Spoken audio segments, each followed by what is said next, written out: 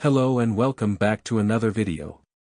This is the 10th episode of story in which Indra and Ashura never looked at each other directly. Even when they died, their chakra was transferred to Senju and Uchiha clan descendants. Hashirama and Madara met the same fate as their forefathers.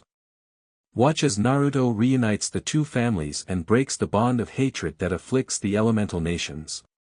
Please smash the like and subscribe buttons. Let's get started. Naruto currently sat under the shade of a tree with a scroll laid out on his lap. It was a calm afternoon and not much had transpired since Kakashi had given each of the genins their own exercises to practice. While Sasuke and Sakura were guarding Tsunade on the bridge today, he had taken some time to go through some of his grandfather's notes on advanced Mokuton Jutsu. He had to admit Hashirama Senju was in a class of his own when it came to ninjutsu, be it elemental manipulation or Iryo ninjutsu. He glanced towards his bandaged right arm where Orochimaru had injected him with cells of the Shodai Hokage. From what he understood on his own, he was an anomaly. While he was not born a Senju, he had somehow managed to awaken a Kekkei Genkai which hadn't been seen since Hashirama. Although, it was not to say that he did not take pride in that. In a way he felt connected to all the Hokages of Konohagakure no Sato. And that little fact always brought a smile to his face. That's because, just like the past Hokages, he had an immense desire to protect Konoha and its citizens. Although, he did feel conflicted at times. Mainly because of Sasuke. He was the first bond Naruto had formed outside of his family.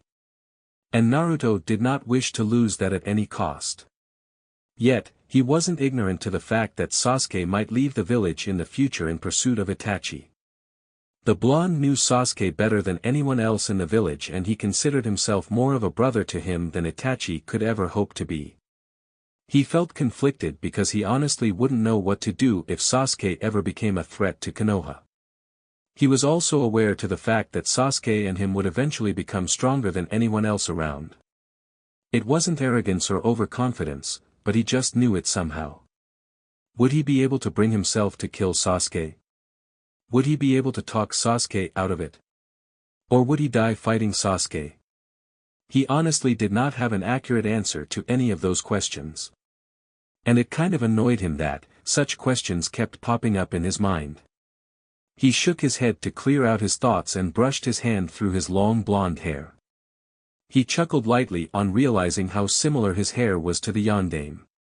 Thinking of the Yondaime Hokage, Kakashi had told him yesterday that the Rasengan was an incomplete technique. Apparently, his father also wanted to add his elemental affinity to the Rasengan, which would boost the jutsu rank from A to S rank, easily making it a one-shot kill jutsu. While he was extremely proficient in Suiton, Futon, Doton and Raiton chakra, he had been unable to add any elemental natures to his Rasengan. He had spent the whole of yesterday in trying to add his Futon chakra to the Rasengan and did not have any success at all. The moment he would add Futon chakra to the Rasengan, the sphere which contained the densely rotating chakra would destabilize, making the Rasengan burst. He had been annoyed pretty much the whole night. However, Kakashi did mention that no one had been able to accomplish that feat as of yet. He was also surprised to learn that the Chidori which his sensei had created was a byproduct of him trying to add his Raiton chakra to the Rasengan. Although, Kakashi did also mention that successfully adding a chakra nature to the Rasengan should not change the shape of the jutsu in any way. Do not fret over it so much. From what I know it took the Yondaime 3 years to create and master the Rasengan, while you had done it in a matter of few days. Once you figure out the concept properly, you'll be able to perform it effortlessly. The Kyuubi commented. Even the fox had been beginning to get annoyed due to Naruto's continuous anxiousness. Oh, Kyuubi. You hardly talk nowadays. And I know. But, it's still frustrating, Databayo. Naruto thought and then suddenly blinked. He hadn't used that word in ages. Even the Sanbai snickered on hearing the trademark word of some of the Uzumaki. Kurama glanced towards his brethren briefly and raised an eyebrow. The Sanbai hardly ever reacted to any of Naruto's idiocies. Just relax. You have time to do all that. You don't have to complete all your objectives in a single day. Give yourself time to breathe and just focus on what you can do right now. The fox advised, resting his head on his paws. Naruto simply nodded and closed his eyes, feeling the nature around him. He was glad that the Toad clan had agreed to teach him senjutsu. While he had not mastered the ability completely, he could sense the powerful chakra that flowed in the world, and it always calmed him. It truly was invigorating to be able to feel such vast amount of chakra. And just like that, he felt his worries floating away into nothingness. A few minutes later, Naruto opened his eyes when he felt Sasuke's presence close to him. Getting up from the ground, he turned around and came face to face with the Uchiha. Judging from the look on his face, Naruto knew what Sasuke wanted and got into his taijutsu stance. Somehow the blonde knew this would be coming sooner or later. They hadn't had a good spar in quite a while, and to be frank, no one gave him such a thrill in battle compared to his brother. "Why now, Sasuke?" Naruto questioned honestly. "I just want to see how far I have come since the academy." "You're not afraid, are you?" Sasuke taunted as he activated his Sharingan. Naruto smirked and made a come-at-me motion with his hand. Without any further ado, the two rushed at each other with extremely fast pace. The two met in the middle with their elbows colliding, and a sudden gust of wind gathered around them. Naruto immediately propped down to make Sasuke lose his balance and went in for a leg sweep. However, having predicted the movement with his Sharingan, Sasuke backflipped.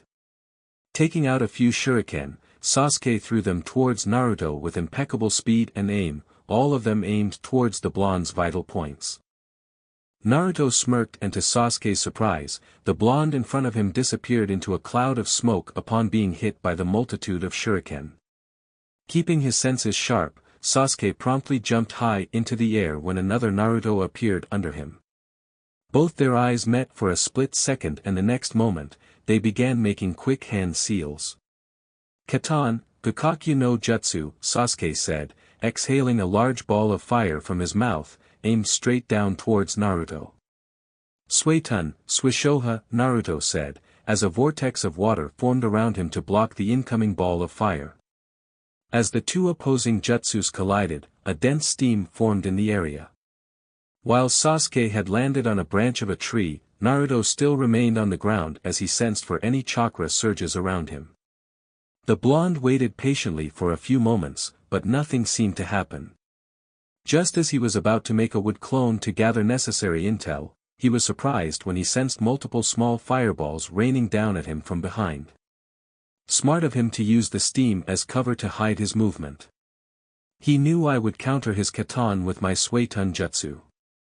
Naruto thought, amused.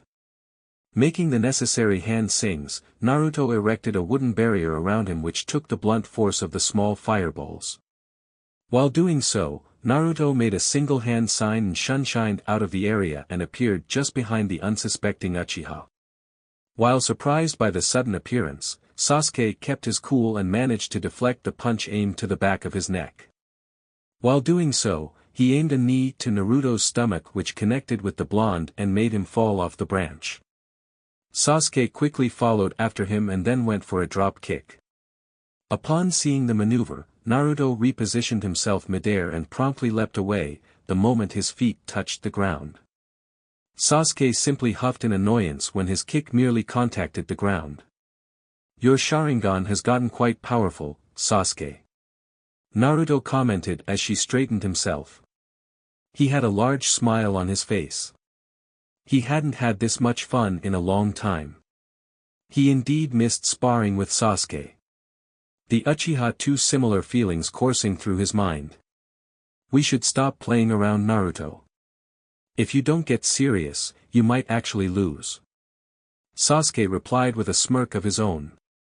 However, he narrowed his eyes when he saw Naruto's smirk widen.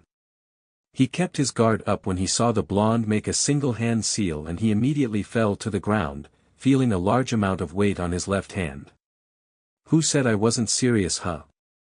Naruto commented as he approached the downed Uchiha. Sasuke glared at the blonde and then glanced towards his left arm. He was astonished to see a seal on his arm. A seal? But when, he wondered, and as if on cue, he blinked in realization. That moment when I deflected your punch, you put the seal on me, didn't you? Sasuke questioned with a serious look.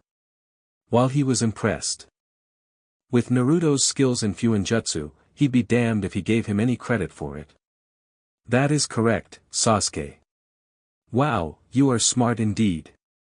Naruto replied with a chuckle.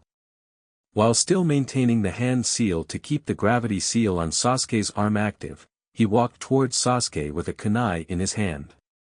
Sasuke simply stared at the blonde as he proceeded forward. Just as Naruto was within a feet of Sasuke, the Uchiha channeled Raitun throughout his whole body and directed a stream of lighting all around him, which made Naruto jump away in surprise while also undoing the hand seal. As Naruto landed a bit far, he looked at Sasuke in pure surprise. The blonde had to commend him for thinking on the spot, and it was certainly a brilliant counter. He had to maintain the hand seal to keep the gravity seal active. Applying seals in the midst of a battle was something he had not tried before. He would definitely need to work on that too later. So, do you want to finish this with one move? Sasuke questioned as he stretched his limbs a bit. He had certainly enjoyed the fight, but he also knew an all-out fight between the two would certainly destroy the surrounding area.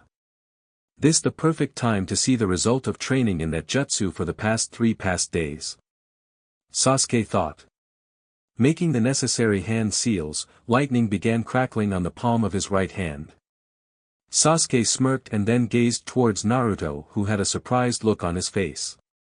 I didn't think you'd be able to master Kakashi-sensei's Chidori so fast.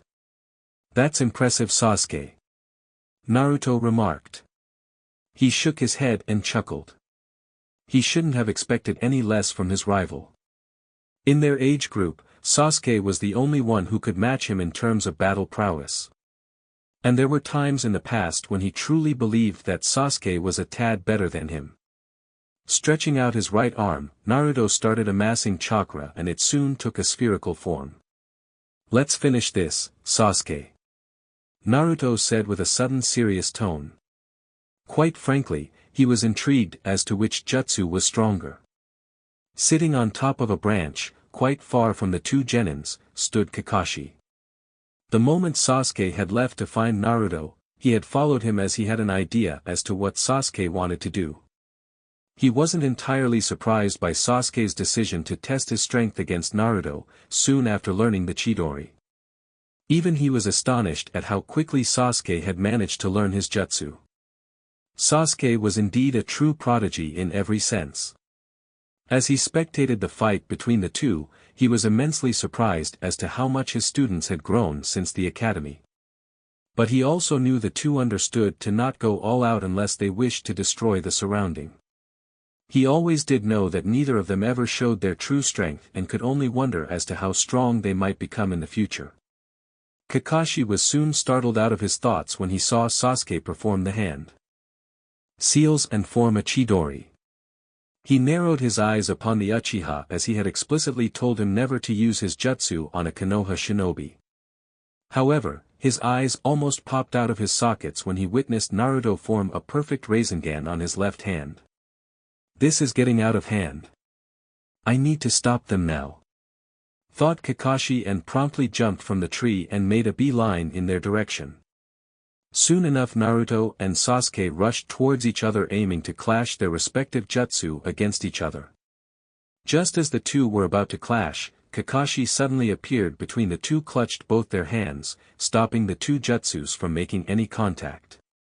Sasuke glared towards his sensei for a few seconds, although the lighting sparkling on his hands died down as he freed his hand Kakashi's clutches. The Rasengan in Naruto's hand vanished too as he glanced at the disappointed look on Kakashi's face. And it was this moment that the reality of the situation hit him. Kakashi's own two students were going to hit each other with their strongest jutsus, which would have likely ended up with one of them being either dead or highly injured. What do you think you two are doing? Kakashi questioned, as calmly as possible. Naruto felt ashamed for actually intending to use the Rasengan on his own teammate. "I'm sorry, sensei. I should have thought this through," Naruto said dejectedly. Whereas, Sasuke just grunted and once again glared at his sensei. Yet, somewhere in his mind, even he knew that the result of the two jutsu clashing would indeed be catastrophic. Naruto, get to Tsunade's place. Sasuke and I will return shortly, Kakashi stated in tone of finality. Naruto could only nod as he shined out of the area. Once the two were alone, Kakashi eyed the Uchiha with a calculative gaze. "I did not expect this from you, Sasuke. You know very well that Chidori is an assassination jutsu and it is not meant to be used on any Konoha shinobi," Kakashi lectured with a strict voice. "Naruto is not weak like the others, who can't handle the jutsu. I knew he would have a jutsu of his own," Sasuke replied. "That is still not a good enough reason. I'm letting you off the hook this time, but consider this a warning. The Chidori is not meant to be used on your teammates, much less any other Konoha shinobi. Understood?" Kakashi said sternly. "Fine, whatever," Sasuke replied with a grunt. Before Kakashi could say anything further, Sasuke made a single-hand seal and shined out of the area. Seeing the Uchiha disappear, Kakashi released a tired sigh.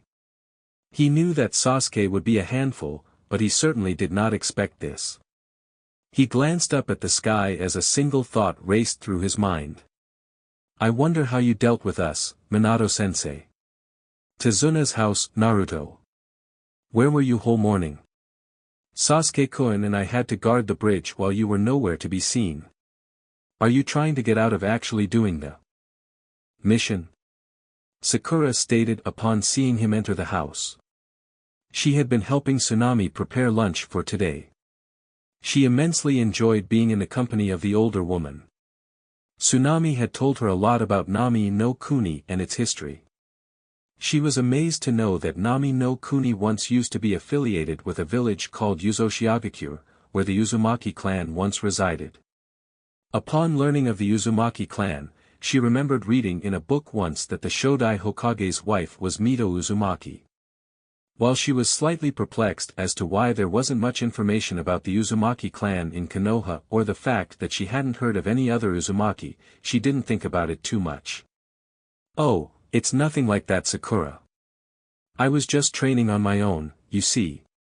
Sasuke and you have been training too. So, I can't really fall behind, can I?" Naruto said rather defensively upon seeing Sakura crack her knuckles. He wasn't really afraid of getting hit by her per se, he just did not wish to. Sakura nodded upon hearing the explanation. The past few days Naruto indeed had been helping out here and there in the construction of the bridge with the use of his Kage Bunshin. And he was one of the most earnest people she knew in her life.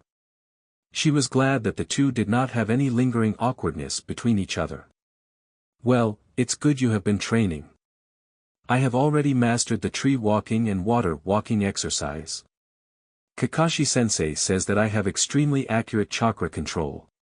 He told me that I should consider being an Iryo ninja in the future. What do you think about it?" Sakura asked excitedly. She finally had a direction which she could pursue. While Sasuke and Naruto were mid to close range fighters, she could help the two from long range and support them with medical ninjutsu. Naruto's face immediately lit up with happiness on hearing that, although he wasn't much surprised to learn about Sakura's impeccable chakra control. He mused it was mainly due to her small chakra reserves. He had abnormally large chakra reserves to begin with. Tsunade and Jiraiya had once told him, even without the Kyuubi and Sanbai, his chakra reserves were comparable to that of a Kage. However, he was glad to know that Kakashi-sensei had probed her in the direction of Iryo ninjutsu. Personally, he held immense respect for Iryo ninjas. While normal shinobi are taught to kill, Iryo ninjas are taught to save lives. Moreover, since he learned Iryo ninjutsu from his Ka-chan on a regular basis, he wondered if he could. "Hey, Sakura, I could ask Ka-chan to help you out with Iryo ninjutsu, you know. She has been teaching me about medicine from a young age and I'm quite decent in it. Not as good as her, but I can heal most injuries. Naruto said, surprising the pink-haired girl greatly. She was speechless for a few seconds, not knowing what to reply exactly. The legend about Tsunade Senju, the greatest medic in all of elemental nations, was quite popular. And it was a dream of every kunoichi to one day be as strong as her. Really? You would do that for me? She finally spoke, after realizing that she had been quiet for too long. Naruto chuckled on seeing the gobsmacked expression on her face. He couldn't really blame her though. Her Ka-chan was just that awesome. Of course, we are friends after all. Naruto replied with a big smile. He was simply glad that he could help her.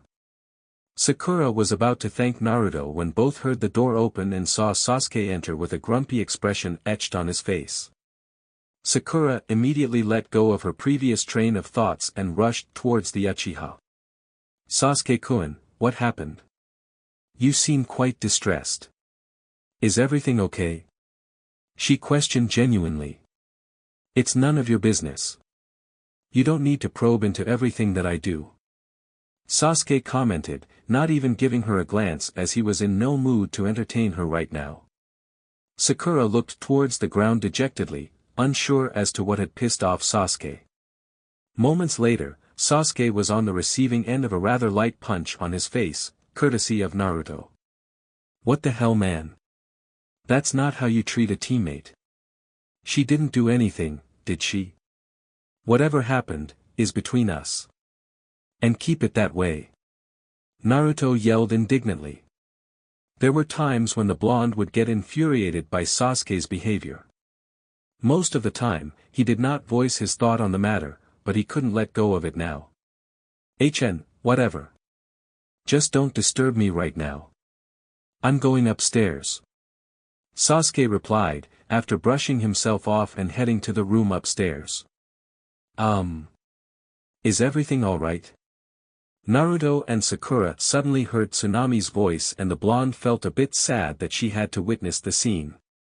Don't worry about it, Tsunami-san. Sasuke can be a prick at times. But he'll come around. It's always like that with him. Sometimes, you need to beat him to the ground to make a point clear. Naruto replied with a small smile. Tsunami just nodded and went back up call her father and son for lunch. A few minutes past Tsunami had gone to call her father, Kakashi entered the house to the scene of Naruto consoling Sakura with some comforting words. Yet again, he sighed as he understood what may have transpired during his absence. Sakura, is everything fine? Kakashi questioned calmly upon nearing her. The young girl just nodded, not really wanting to talk about it. She was immensely glad that there was someone like Naruto on her team. She just wished that Sasuke could be a bit more considerate. She was aware, she was nowhere near as strong as Sasuke or Naruto, but she had made her resolve to not fall behind any more. 2 days later Team 8, which consisted of Hinata, Kiba, Shino and their Jounin sensei, Kurenai Yuhi had just left Konoha to make their way towards Nami no Kuni to assist Team 7 in their mission. It was just about evening and would most likely reach their destination by tomorrow afternoon. It was just yesterday that they received a summon from the Sandaime Hokage that Kakashi's Team 7 needed an additional team to deal with their first C-rank mission, which had apparently bumped up to an A rank. While the 3 genins in Team 8 were not made aware of the entire detail for their support, Kurenai was genuinely surprised that Itachi Uchiha was involved. For someone like her, who was mostly reliant on genjutsu techniques, an opponent from the Uchiha clan was not a good matchup. While she was in no way weak, she knew where her limits lay.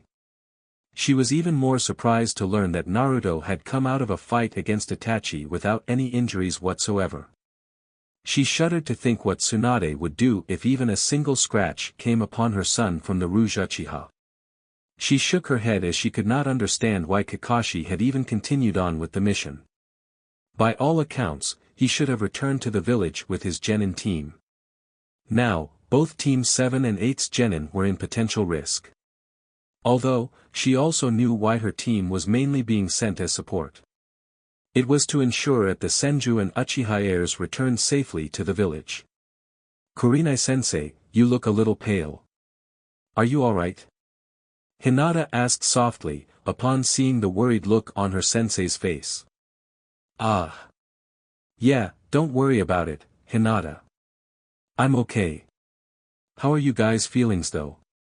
This is your first mission outside the village too. Kurenai stated, clearing her thoughts. Of course, we are ready. We'll beat anyone we come up against. As usual, it was Kiba who stated his thoughts out loud before anyone else could. Hinata chuckled a bit on hearing Kiba's boisterous voice, and even Kurenai gave a small smile. Although, there were times when Kiba often became quite a handful with his bash nature, he was quite caring about his teammates and friends. It would be illogical to think that we can beat anyone, Kiba. Based on our current skill level, we won't even be a match for a seasoned chunin in a one-on-one fight. We will have to first assess the situation and then take measures accordingly. Shino replied, while adjusting his shades into their proper place.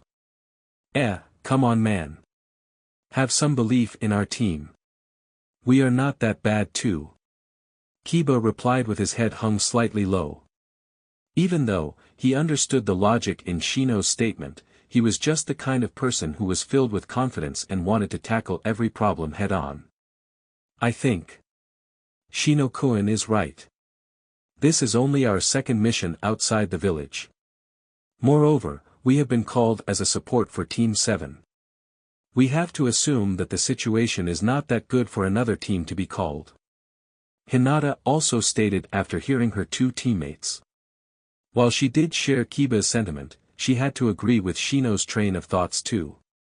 While the three genins kept conversing with themselves, Kurenai could not help but smile.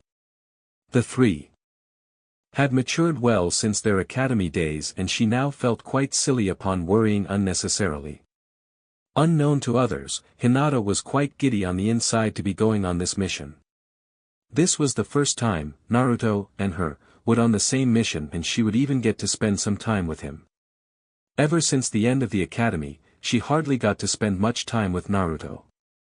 With all the team training and missions that everyone had to do, it was quite a difficult task indeed. Next morning, it was Naruto and Sasuke who were helping Tsunade on the bridge while Kakashi trained Sakura beside the lake, close to Tsunade's house. Even though most of the other bridge builders had opted out of helping due to Gato's fear, with Naruto's Kage Bunshin, about 80% of the bridge had been completed. As usual, one could see several clones of Naruto doing several menial chores such as carrying heavy items from one place to another, making sure there are no weak spots on the underside of the bridge, or carrying large logs of woods. Tsunade wiped some sweat off his forehead while he was cutting logs of wood into smaller pieces and then handing it off to his co-workers, who then proceeded to put them into place and then hammer it down. The aged bridge builder looked all around him once and smiled fondly at his handiwork. This bridge would certainly help us in getting free of Gato. And once that happens, the citizens will not have to live in fear anymore. Tsunade thought proudly. He glanced towards the blonde, who was standing on the side going through some scroll, could not help but imagine how much of a help that kid had been. He would certainly repay the favor to Konoha one day when the time comes. Feeling the heat once again, Tsunade cursed as he had to get back to work. Although, he was glad that the bridge was almost complete, he cursed his old age for not being able to work for too long. Oi Tsunade-san, you need to put down the wood more firmly on this area, yelled one of the clones, in the middle of the bridge. Tsunade immediately moved towards the clone and saw that the fitting was quite loose on one side. Ah, great, more work. Tsunade mumbled under his breath. As he went to fetch some extra tools from the toolbox, a slight mist began to roll into the surrounding area. While Tsunade and the clones were working on the bridge, Naruto and Sasuke stood on the far side of the bridge, sitting silently among themselves. Sasuke glanced towards the Senju and saw him go through a scroll on Mokuton Jutsus. He quirked an eyebrow, wondering as to where he could have gotten his hands on it. He was about to ask when he suddenly had a strange feeling wash over him. He saw as Naruto suddenly got up from his place and simply stared towards the far end of the bridge. The blonde balled his fists and he could definitely feel the potent chakra build up inside of him. The action did not go unnoticed by anyone else in the bridge too.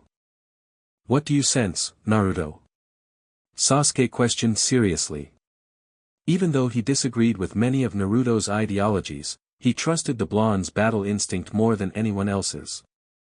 And there were very few times when Naruto got this serious. "Prepare for battle, Sasuke. It looks like Zabuza has come few days prior to what we had guessed.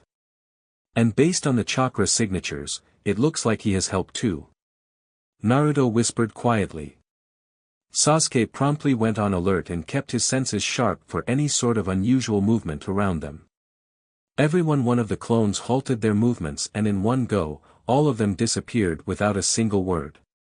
Tsunade and few of the other builders present glanced around themselves perplexedly, when suddenly, the slight mist surrounding them turned into an overwhelming killing intent.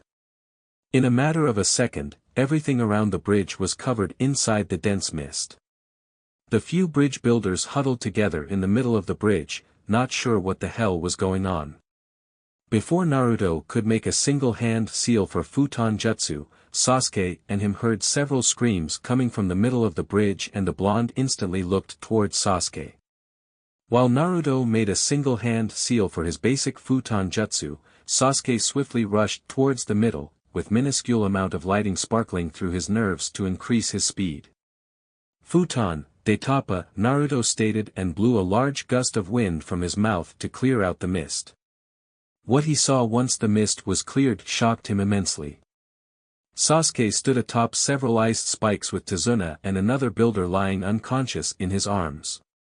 In an instant, Sasuke appeared beside him and he could see that there were several cuts on his legs and arms, which were bleeding quite profusely. Making 5 Mokuton Bunshin this time, he silently ordered one of them to heal Sasuke, while Naruto turned his attention to the 3 people that stood on the far end of the bridge. "That fake Hunter Nin is the one with Hayaton Kekii Genkai. He's quite fast too in covering at least 200 meters with him as the epicenter," Sasuke informed in a pained voice. His Sharingan had calculated all of that in the short amount of time he had noticed him with hand sings along with watching the workings of the jutsu. However, he was a second too late in getting out of the way of the ice spikes. Some of the gashes in his legs were quite deep. "I'm sure Kakashi-sensei has already received word about this, since he has a Kage Bunshin of mine with him. He should be arriving here any moment. My clone will heal you in a few seconds. Go to the side with my clone and he'll put Tazuna-san and Yoshimura-san inside a barrier, where they'll be safe," Naruto replied. "Don't go overboard, Naruto," Sasuke said, as he turned around and he along with the Mokuton Bunshins made a beeline for the other end of the bridge.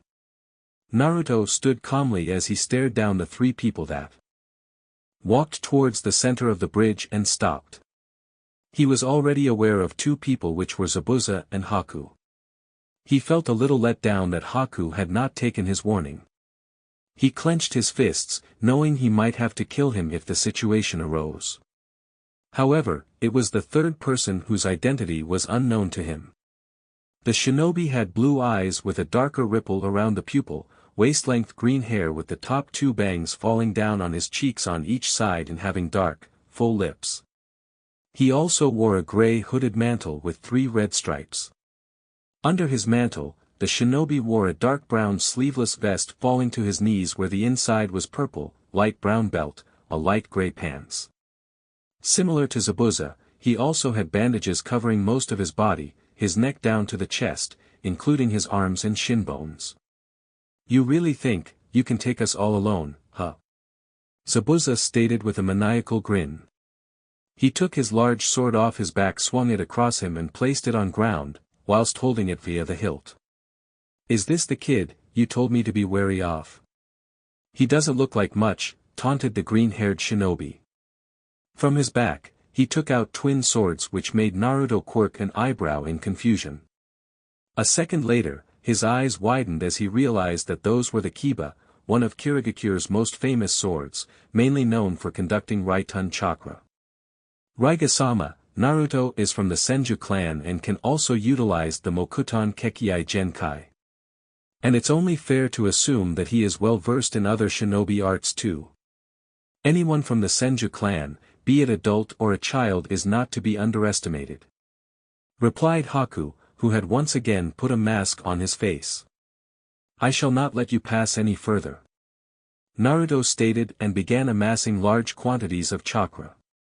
A purple aura of chakra formed around him as he stared down at the three enemies. Oh. The kid's got some spunk. It will be fun to host his funeral. Raiga commented with a slight gleam in his eyes. Zabuza merely chuckled on hearing his friend's comment. But you know the deal. The kid must not die. Zabuza stated seriously. Before the three could make any move, Kakashi appeared beside them along with Sakura, and soon Sasuke stepped beside Naruto.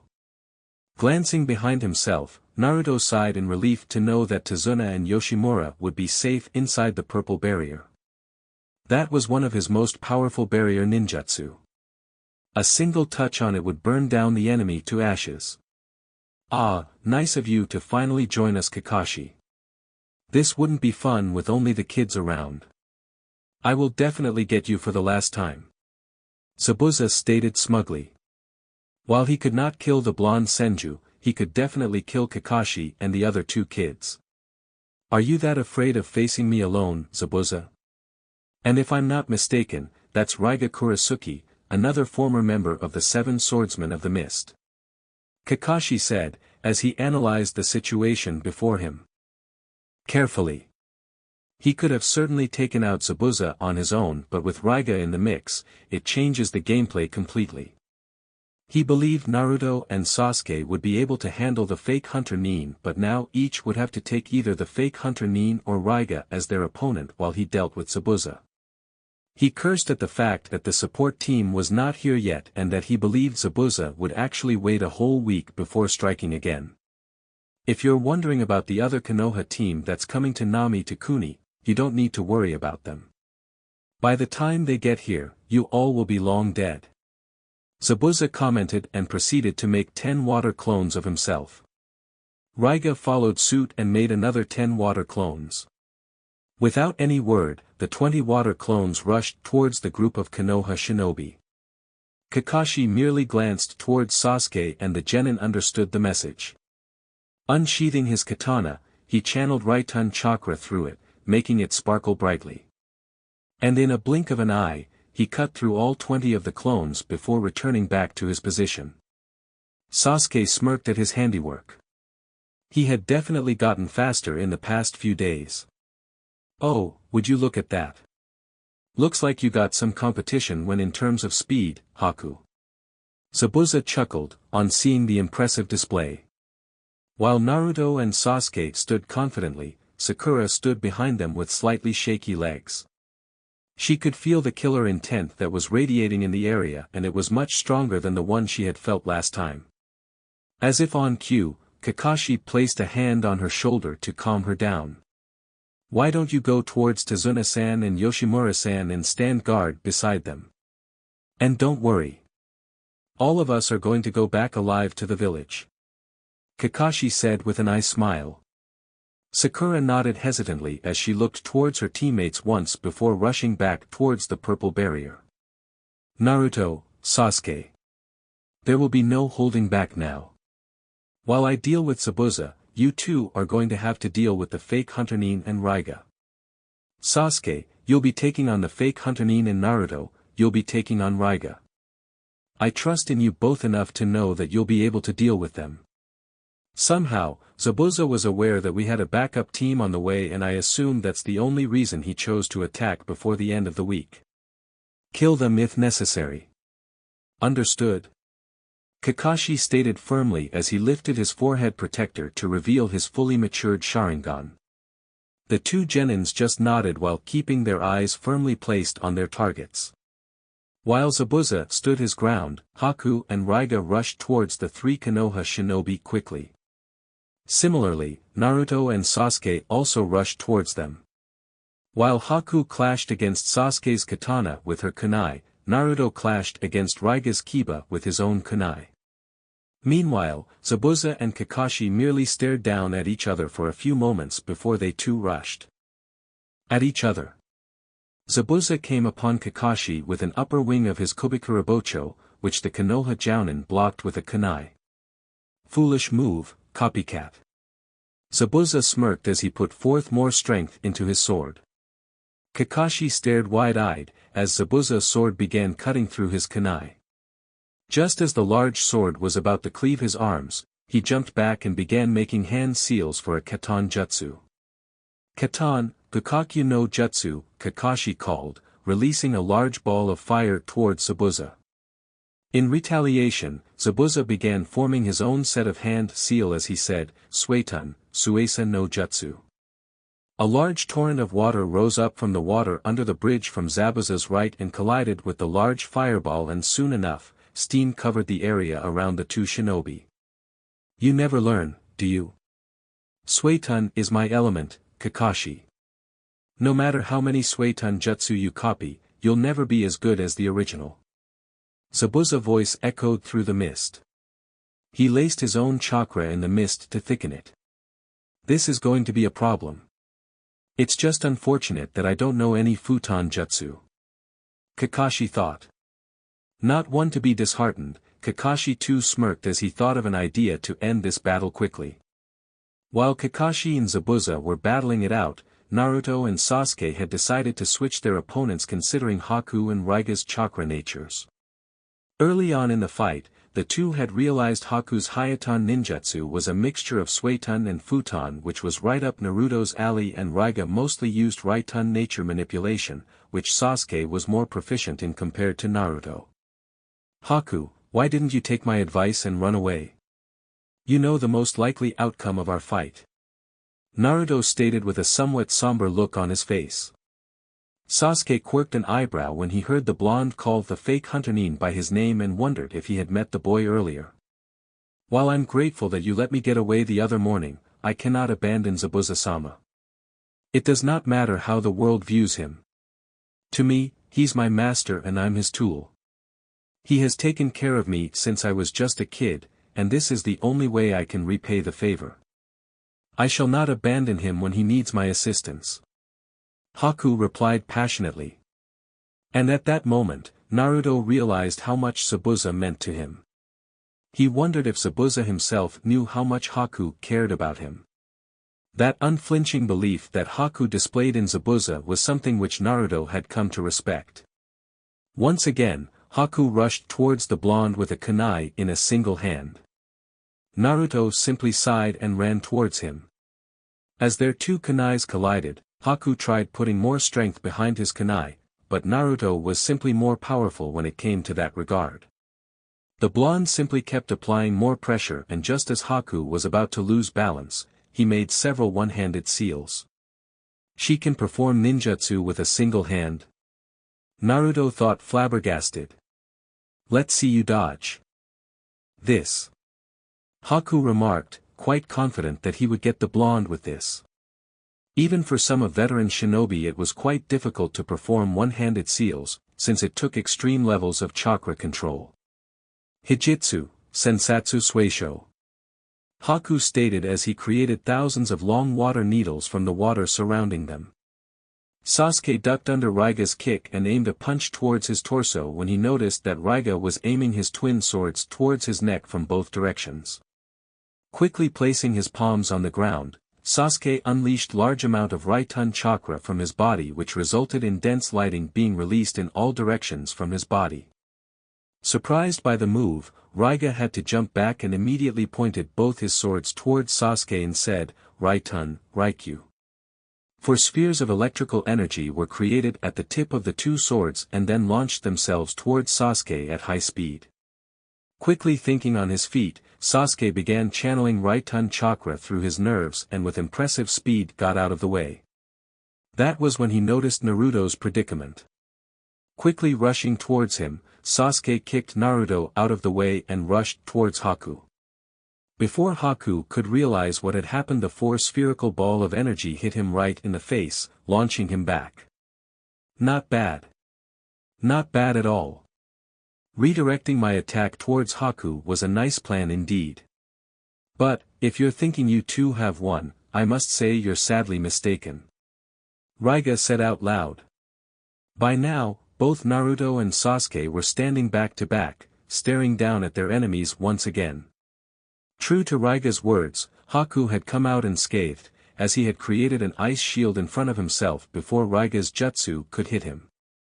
We need to take out Raiga before dealing with Haku.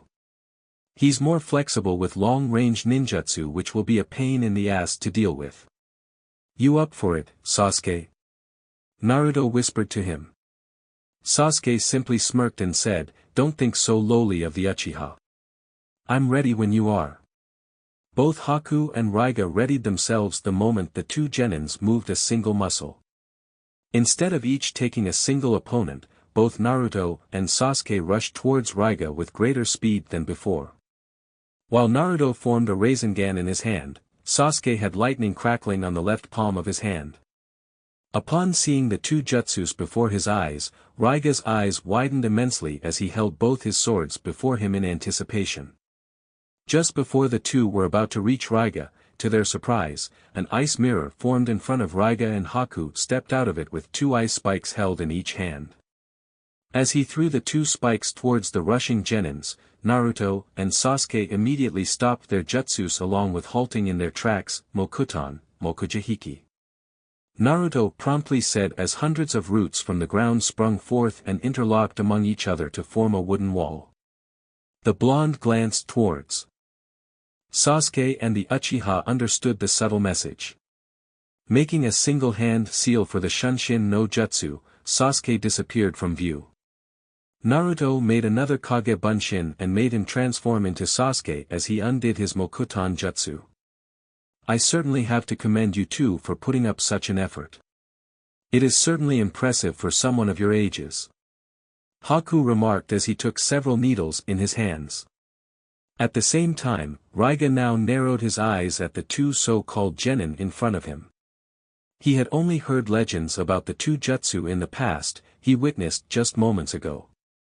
But now that he knew that these kids could utilize such high level of ninjutsu, he would need to start taking this fight seriously. However, before anyone else could make a move, a loud chirping noise was once again heard in the area. By the time Haku looked back to see the source, his eyes widened when he noticed a hand crackling in lighting, sticking out of Raiga's heart. Raiga himself had a horrified look etched on his face as his eyes darted down. All fighting on the bridge seemingly stopped. Even Zabuza and Kakashi looked towards the scene as one of the former swordsmen of the mist just fell onto the ground with copious amount of blood flowing out of his mouth. As Sasuke plunged his arm out of Raiga's chest, he gazed into Haku's eyes, who took a step back upon seeing the red in his hands and the red in his eyes. Zabuza scoffed upon seeing his longtime friend die because of such a pathetic misdirection. He was a shinobi who respected nothing but power and the will of a man. He knew Raiga had lost his will when he abandoned his own family in Kirigakure to become a missing ninja. He glanced towards Haku and saw the slight look of fear in his eyes. You're in the middle of a fight, Haku. Never show mercy to your opponents. It's either killed or be killed. Zabuza said sharply.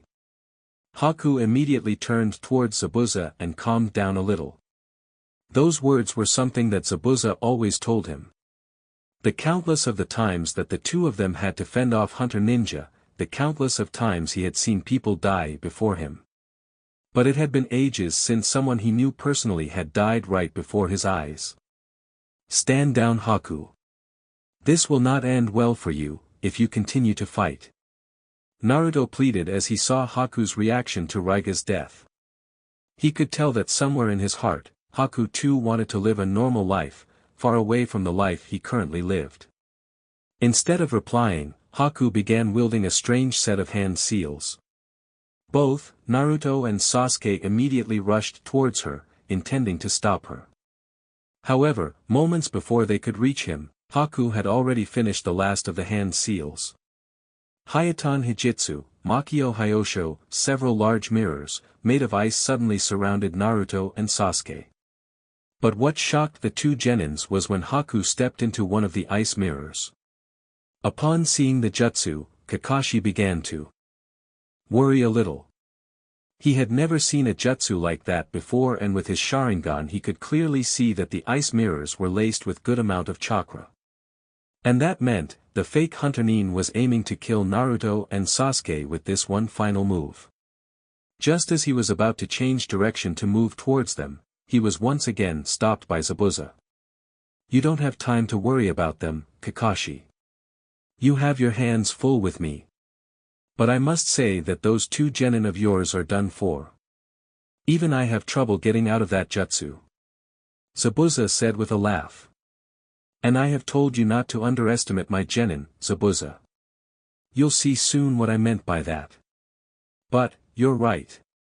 Let's get our little fight over with," Kakashi replied. While it was true, he was beginning to tire out, he still had more than enough to deal with Zabuza. Now that Raiga was out of the picture, he could focus entirely on his own fight. Up until now, both Kakashi and Zabuza were at a stalemate. While Zabuza had gotten in more hits due to his greater physical strength and longer reach due to the Kubikurabocho, Kakashi was much swifter compared to the Kiri swordsman. This time when Zabuza swung his sword towards Kakashi, the Konoha Jounin jumped atop the sword. Using the sword as a pedestal, Kakashi jumped behind Zabuza, and quickly made his own set of hand seals for the Chidori. "Now, let me show you something that I created personally," Kakashi stated a bit out of breath. Zabuza eyed the jutsu, the same one that had killed his friend. As Kakashi moved his hand towards Zabuza, the Kiri missing ninja blocked it with his own sword. The sharpness of Kakashi's jutsu was enough to cut down the sword in two. Using Zabuza's momentary lapse in concentration due to his shock, Kakashi slid beside Zabuza and kneed him on his ribs, followed by a roundhouse kick to his neck. Letting go of his sword, Zabuza flew to the side and hit the side of the bridge roughly. However, to his surprise, the Zabuza he had hit simply burst into water upon contact. Kakashi once again kept his senses sharp as he felt the area around him thicken with mist. "Watch and learn the way of the silent killing, copy Ninja Kakashi," Zabuza stated. Quickly thinking on his feet, Kakashi bit his thumb and went through several hand seals and placed his hand on the ground. Immediately, there was a poof of smoke and several dogs appeared around him. "I should have just done this sooner," Kakashi thought, a bit dumbly. It was also fortunate that he had a few splashes of Zabuza's blood on his Jounin vest. Once the dogs smelled Zabuza's blood, it was only a matter of time before his summons would pinpoint the Kiri missing ninja's location. Back with Naruto and Sasuke, the two were continuously dodging sharp ice senbons which were being launched by Haku. While the two genins had been able to dodge the attacks to a good extent, but it felt like, the speed of the senbons being thrown, kept increasing gradually. Moreover, none of them could exactly locate Haku's location accurately since he kept traveling from one mirror to another, at a very fast pace. Naruto back-flipped to narrowly avoid 4 senbons, and the moment his feet touched the ground, he cursed when he felt another senbon needle hit the back of his ankle. He already had 2 sticking on his right arm. Glancing towards Sasuke, he noticed that the Uchiha was faring slightly better than him. It was times like these that he envied Sasuke's Sharingan. To be able to predict a move in advance was immensely powerful in the shinobi world. "Katan, Hozenka no Jutsu," Sasuke said, releasing a volley of small fireballs, which were sent flying in all directions towards the ice mirrors surrounding them. Although, when the fireballs hit the ice mirrors, they were merely dissipated into nothing. Sasuke was left speechless that his Katan Jutsu proved to be ineffective against Hayaton. "I'm afraid that a Katan Jutsu of that level will do nothing against my Hayaton. These mirrors have my chakra infused into them, which makes them quite sturdy," Haku replied, upon seeing Sasuke's reaction. "Now, let me show you the true power of this jutsu," he stated. And almost instantly, an image of Haku appeared in all of the mirrors surrounding them. By now, Naruto and Sasuke regrouped and once again were standing with their back facing each other. Sasuke, I have a large-scale jutsu which will be able to take down the ice mirrors in one go, but I need a few seconds to complete the hand seals. Will you be able to cover me while I finish it? Naruto asked. Get on with it already, loser. Sasuke replied while deflecting yet another barrage of senbons around him and Sasuke. Ignoring them remark, Naruto huffed and began forming several hand seals. As Haku saw what the blonde was doing, he immediately began focusing more of senbons towards Naruto in hopes of stopping him. Sasuke immediately noticed the change in tactics by Haku and appeared in front of Naruto to block out the senbons. However, his body was beginning to show signs of tiredness. And just as Naruto was about to finish his last strings of hand seals, his eyes widened when two senbon needles hit Sasuke straight in his neck. Time seemingly stopped for the blonde as his eyes could not believe what they were witnessing. This was not supposed to happen. Why didn't he move? Why didn't he save himself? He stood rooted in his place, as Sasuke's body slowly moved towards the ground. However, he immediately moved to catch his brother as his body instead fell onto Naruto's arms. With wide eyes, Naruto stared at his brother, as his body slowly began to go limp. Why? I could have deflected the attack had you dodged them. Naruto whispered quietly. He placed his hand on Sasuke's shoulder to jerk him. The Uchiha gazed towards the blonde, but his vision was beginning to get hazy. Shut up. Loser. You. Look pathetic with that look. On your face. Sasuke said in a murmured breath. Naruto couldn't help but chuckle lightly even though a few tears were trekking their way down his cheeks. I didn't want to see anyone else close to me die, Sasuke said in a very low voice. Yet again, Naruto's eyes widened on hearing those words. It had been ages since he had heard Sasuke refer to him someone close. His heart panicked when he noticed that the Uchiha was not opening his eyes anymore. He shook him awake, but it was to no avail. Is this your first time watching a comrade die? Haku said, out loud. Based on watching the two fight the whole time, he had assumed that the Uchiha would do whatever necessary to protect the blonde. He couldn't understand why the young Senju was so important to everyone. But it was his mission to not lay a fatal wound on the blonde. And this was the only way he could have gotten the Uchiha out of the way and simply knocked Naruto unconscious. On hearing Haku's voice, Naruto felt something inside of him snap. He felt a strong surge of power rise inside of him as his anger slowly rose. He died a noble death. He sacrificed himself to protect someone he cared about. In the shinobi world, that's as noble a death one can get. Haku added, while looking at the scene before him sadly. Naruto remained quiet for a few more seconds. But the moment his eyes landed on him, Haku's eyes widened to extreme proportions. He had never felt such sheer fear in his life. Looking into those red-slit eyes, he could see his own death flashing before his eyes. Shut up. Naruto mumbled. But, the pain in his voice was quite evident. Red chakra soon began leaking out of him and covered his whole body.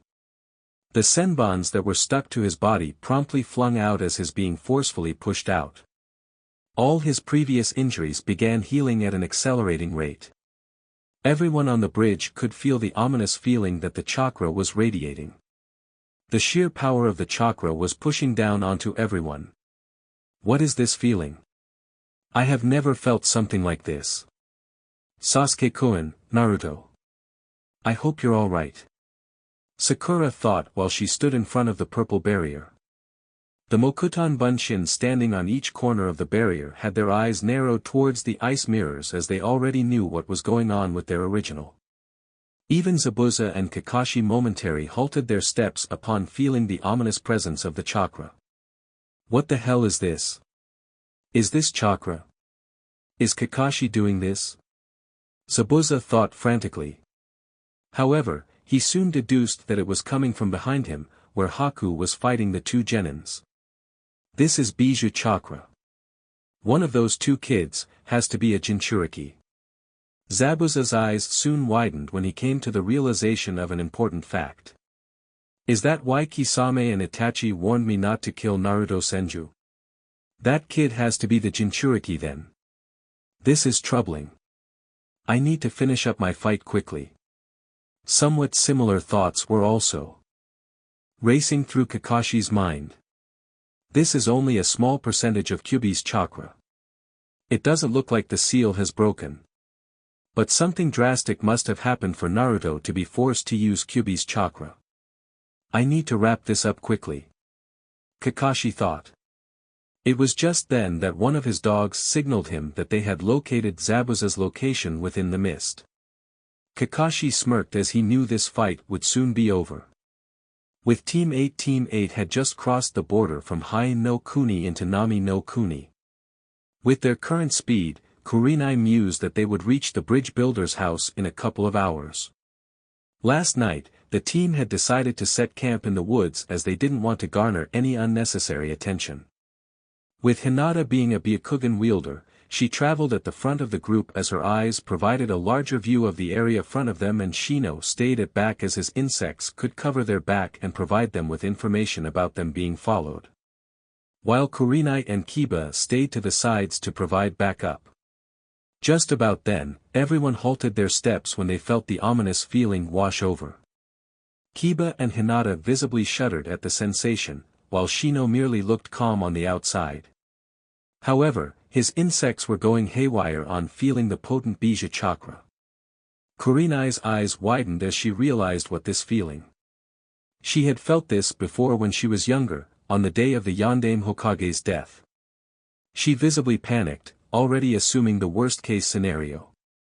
She looked towards her team and was not surprised to see the fear etched on their faces. What the hell is this? Kiba blurted out.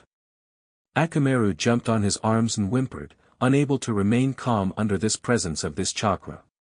Even Shino had no answer to the question and could only agree with whatever his teammate was feeling. A morbid feeling developed in Hinata's mind as she wondered if Naruto was okay. Let's get going. We will need to quicken our pace. We need to reach the bridge as soon as possible. Kurenai urged as she already took off. On the bridge, what is that red chakra? I have never seen or heard of anything like that. He's manifesting such dense chakra, compared to what he portrayed before. Haku thought as a morbid feeling formed within him. Haku panicked slightly on seeing Naruto's wound healing at an accelerating rate. He could not understand what was going on with the blonde. But he knew one thing, that he needed to finish this soon.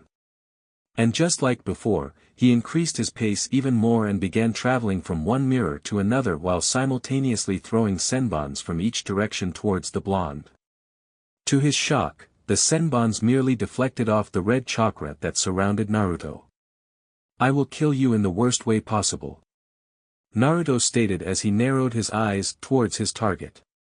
At this point, he could not even think straight. All he could see was the source of his anger, his pain. And he simply wished to get rid of that from the face of this world.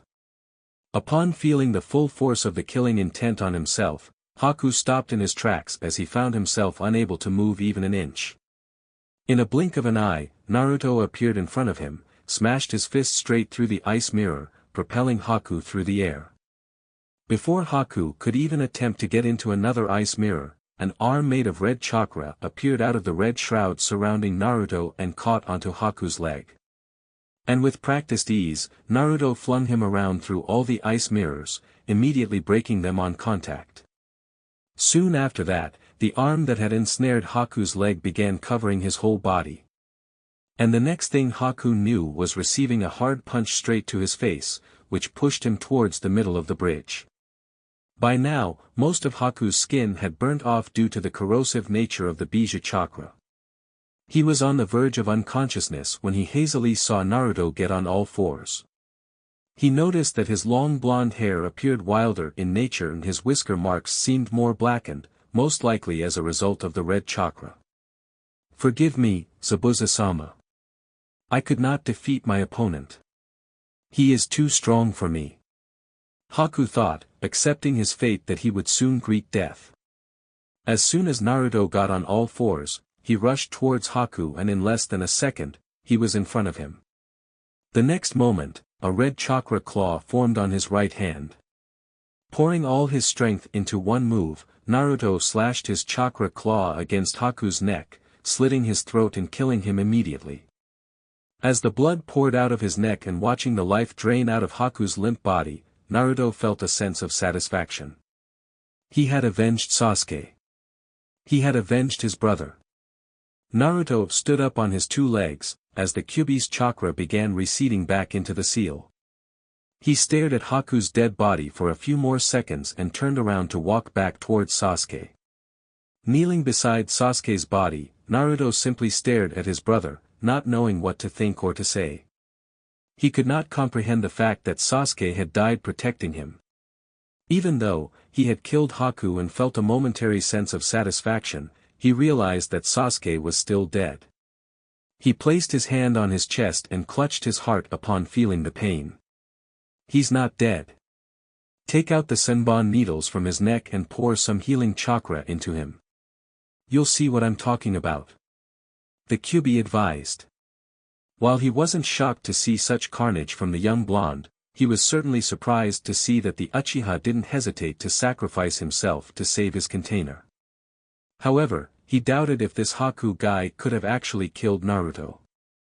The fox was also aware as to why Naruto hesitated to go all out from the beginning. It was true that Naruto could have easily killed off Haku from the start, but that would have also destroyed a good portion of the bridge. Don't mess around now, Kyuubi. This is not the time. Naruto warned him, unable to control his emotions. I see no reason in lying to you now. If you wish to save the Uchiha, you have to heed my words. It's your choice. Think about it rationally anyway. Your first encounter against Zabuza, the Haku guy had put Zabuza in a death-like state by putting senbon needles into specific veins of his neck. Look where the needles are lodged into Sasuke's neck. The Kyuubi explained briefly. Upon hearing the fox's words, Naruto's eyes widened immediately, and he quickly pulled out the needles from Sasuke's neck, followed by all the other places the needles were lodged in. After that, he placed both his palms on Sasuke's chest and began pouring healing chakra into him. Sasuke's body was soon enveloped in green chakra. Naruto's heart began pumping faster as he felt Sasuke's heartbeat stabilize. While Zabuza got distracted by the loud destructive noise coming from Haku's direction, he didn't notice several of the dogs that had surrounded him. The very next moment, he was pinned to the ground when two dogs on each side had caught onto his arms and legs and rooted him to the place. Zabuza tried to free himself, but it was to no avail. However, what scared him most was Kakashi standing few feet away from him with the same jutsu coating his hand that had killed his friend.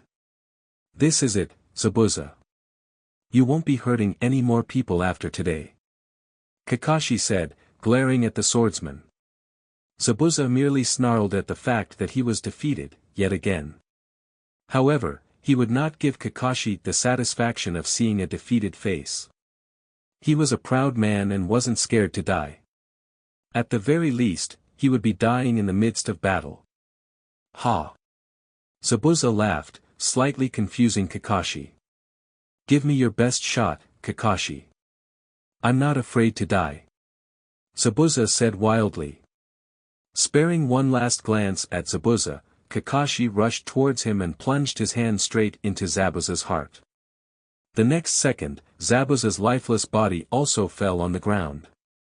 Kakashi finally sighed in relief as he covered his Sharingan eye with the forehead protector.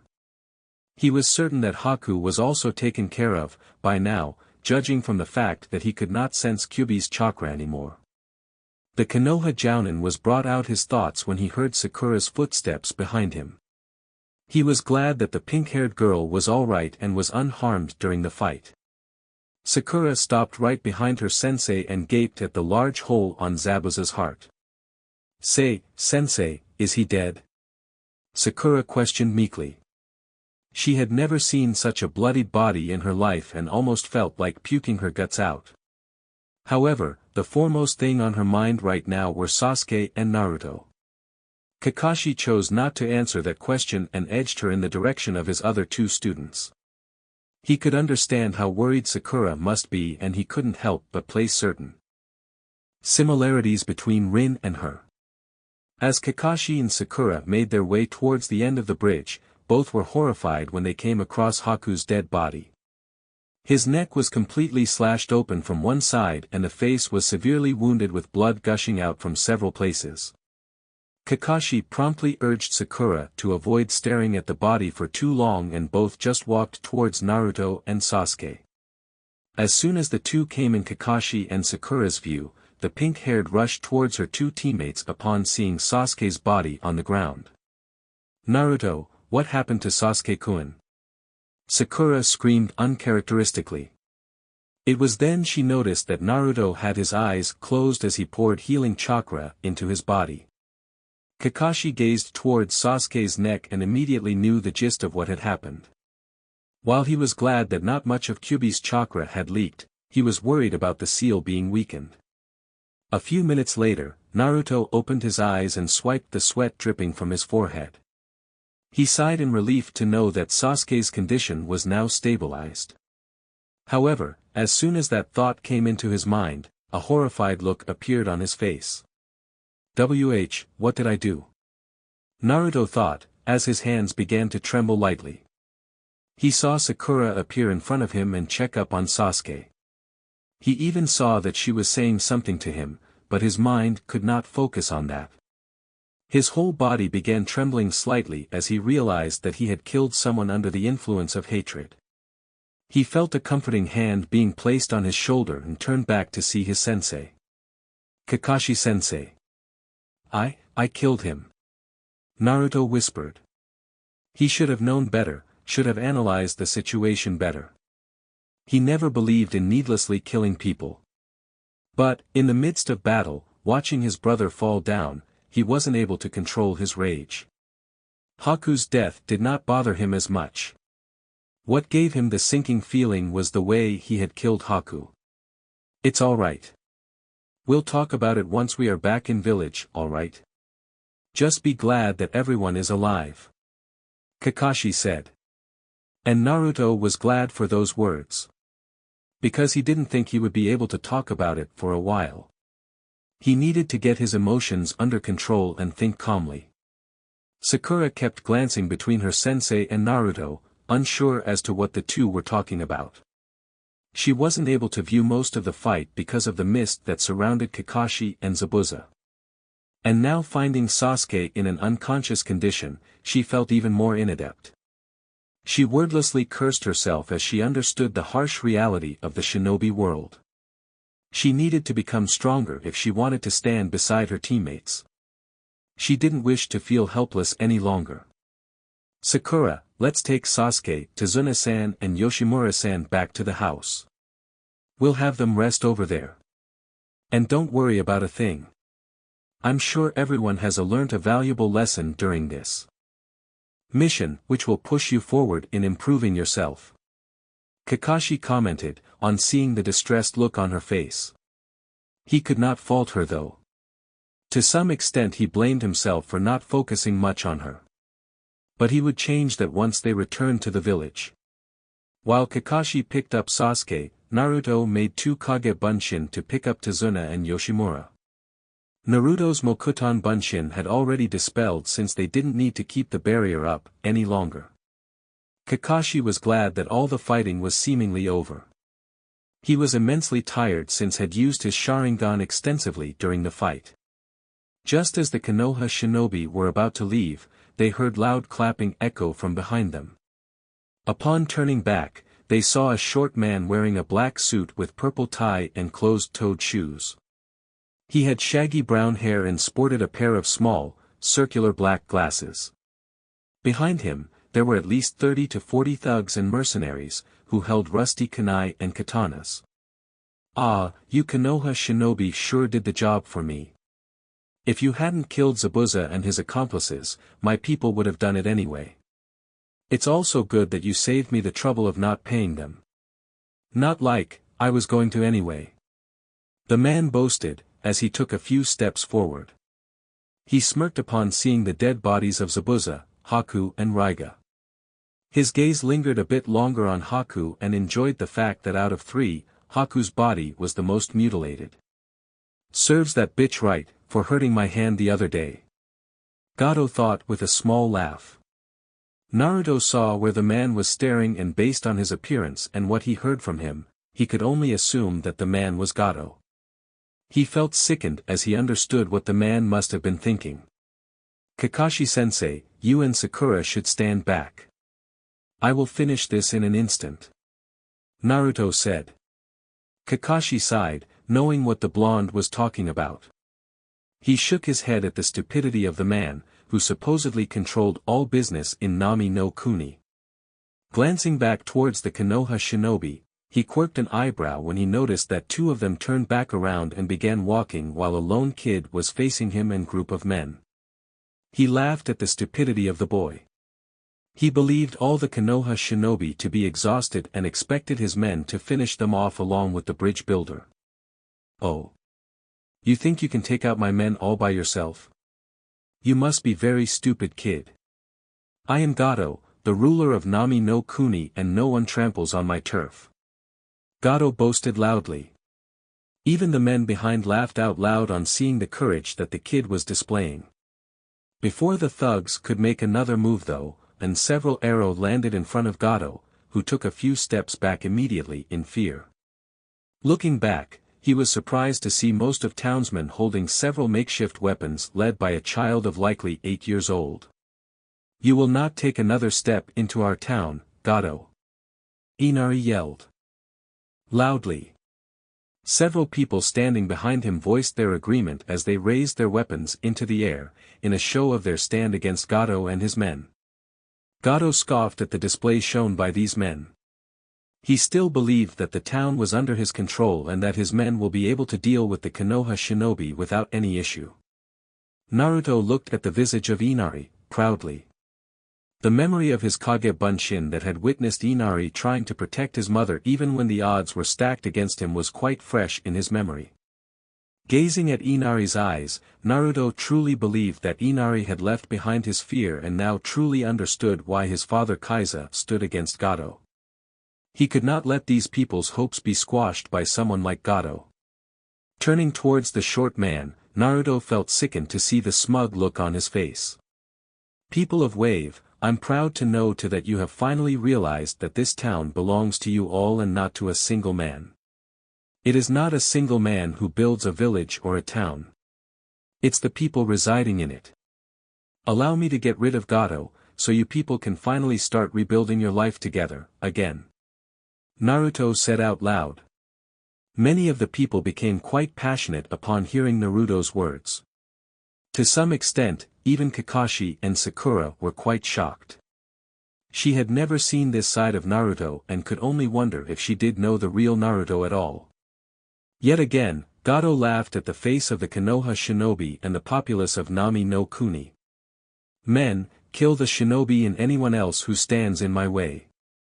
I have no use of people who won't stay under me," Gato ordered his men. The thugs gripped their weapons tightly and with a battle cry, rushed towards Naruto. "Remember my name, Gato. It's Naruto Senju. It's the last name you'll hear before you die," Naruto said seriously before quickly flowing through several sets of hand seals. The thugs that were rushing towards Naruto suddenly stopped in their tracks and they felt the ground beneath them shake. "Mokuton Hijitsu, Jukai Koten," Naruto whispered. Everyone stared wide-eyed at the scene before them. In an instant, several large trees sprouted from the ground and sped through all the obstruction in their way. The thugs tried to run away but the sharp branches of the trees just pierced through them easily. In less than 20 seconds, a dense forest had grown right before everyone's eyes. All 40 of the thugs lay dead on the ground, as they were unable to outrun the speed at which the trees sprouted and rushed after them. Out of all the spectators, Kakashi and Sakura were the most shell-shocked. The Konoha Jounin had only seen another person capable of performing this jutsu. And even then, it was nowhere near the scale at which Naruto performed. Sakura could only stare at Naruto's back, as he seemingly grew an entire forest out of nowhere. While she knew that Naruto was capable of performing Mokuton, she didn't know how proficient he really was. And this was indeed an eye-opener for her. As soon as Naruto parted his hands, the trees before him parted too, as if making a way for him. At the end of it all, Gato could be seen hanging in the air with a branch of tree wrapped around his torso. The once arrogance which Gato portrayed had instantly changed into great fear upon seeing the blonde walk towards him. "Please. Please. Don't kill me. I will give you anything you want. Anything. Money. Women. Just name it." Gato pleaded out of fear. Yet, Naruto did not utter a single word in response. His violet eyes bored deep into Gato's, and the man felt as if he was being judged by Shinigami himself. This was not how he envisioned things would go. He had assumed after the fight with Zabuza, Haku and Raiga, the Konoha shinobi would be fatigued and would not be able to put up a fight. He tried to shake his body loose, but it was to no avail. The moment Naruto was a mere feet away from the businessman, was when all and any hope seemed to have left his eyes. "You have taken the livelihood of the people of this town for long enough, Gato. You have separated families, killed people in public, and it's because of you that Nami no Kuni can no longer progress in the shinobi world," Naruto stated. The people of Nami no Kuni watched the scene unfold with bated breath. For long they had wished for someone to give them hope to stand up against Gato, to make them rally against the one person who stood against them having a good life. And finally, that hope had come in the form of a young blonde Konoha shinobi. Without any further ado, Naruto quickly took out a kunai from his pouch and slit the man's throat. For the next few seconds, Naruto simply stared at the man, as the life slowly drained out of him. He realized that it did not give him pleasure to take life, but to know that he had freed a small nation and given these people a chance to get their livelihood back gave him a feeling of tranquility. It was this moment, he realized that he would do whatever necessary to protect his own village and the people he cherished. It was this moment he felt like he understood a little of the sacrifice made by his father and birth mother. Whatever may it be. Be it a lone man or an army, I will kill them all if it means to protect Konoha. Naruto thought with his eyes closed. As he turned around to walk back to his team, he realized that the people had erupted into loud cheers in celebration of Gato's death. While he was glad that the people were in a joyous mood, he could not bring himself to smile too much. Inari immediately ran up to the blonde and hugged him tightly. Everyone could see the tears freely flowing on his face and could not help but smile at the sight. "Thank you, Naruto Nii-chan. I know what it means to stand up for those you care now," Inari cried out as he tightened the hug. Naruto was a bit startled by the gesture but did not push the kid away. His eyes then darted toward Tsunade, who stood behind the kid, with a solemn smile on her face. She had just witnessed a young kid of 12 massacre a group of thugs. Even if Naruto was a shinobi, she assumed it wouldn't be too healthy for the mind. Naruto patted Inari's head a few times and gave a smile to Tsunade in return. No words were needed to be spoken. They both understood what the other wanted to say, and for now, that was enough. "I'm glad you found the courage to stand up against Gato's men, Inari. And I know that in the years to come, you will become a beacon of hope for the people of Nami no Kuni," Naruto replied. Once he joined his teammates, they promptly made their way to Tazuna's house, to get some much-needed rest. On their way back, Kakashi and Sakura kept glancing towards the blonde, since he was yet to utter a single word. While Sakura did find it strange that the usual chatty Naruto had not said anything, she did not think much about it. She believed with some time, the blonde would bounce right back up. Her main concern right now was Sasuke, who was yet to wake up. On the other hand, Kakashi more or less knew what the blonde was thinking. One could never be the same after getting so many people's blood on their hand. While he did intend to have his genin's first kills during the first C-rank mission, he didn't expect things to get this bloodied. At the very least, he was just content that no one was fatally injured. About 2 hours later, the scene that the genins of Team 8 and Kurenai came to, had shocked them immensely. All around them were scattered dead bodies of at least 40 people. And judging from how damaged the bridge was, Kurenai realized that her team was already too late. She just hoped that everyone was okay. Otherwise, she knew, the Hokage, Tsunade or Jiraiya would not leave her alive for not reaching Team 7 in time. Hinata, use your Byakugan to check Team 7's location, quickly. We need to hurry. Kurenai urged. And for once, no one made any remark about her worried tone. Even the usual goofy Kiba was mortified on seeing so much death before him. He had never once in his life come across so much destruction. He could only hope that his friends were all right. Shino had already sent out his Kikachu insects to scout out their surrounding area, in hopes of locating their fellow Konoha shinobi soon. Out of all, Hinata was probably the most worried. She had never seen Naruto use such a vast Mokuton jutsu before. And she had a sinking feeling that Naruto would not be the same when she'd see him again. Making a single hand seal, the veins around her eyes became visible, as her vision became near 360 degrees. Quickly looking for the largest chakra signature, she momentarily sighed in relief when she found him. Sensei, Team 7, 2 miles to our 2 o'clock. We should be able to reach there in less than 5 minutes. Hinata said. And without waiting for a reply, the Hyuga heiress sprinted in said direction. That's it for this video.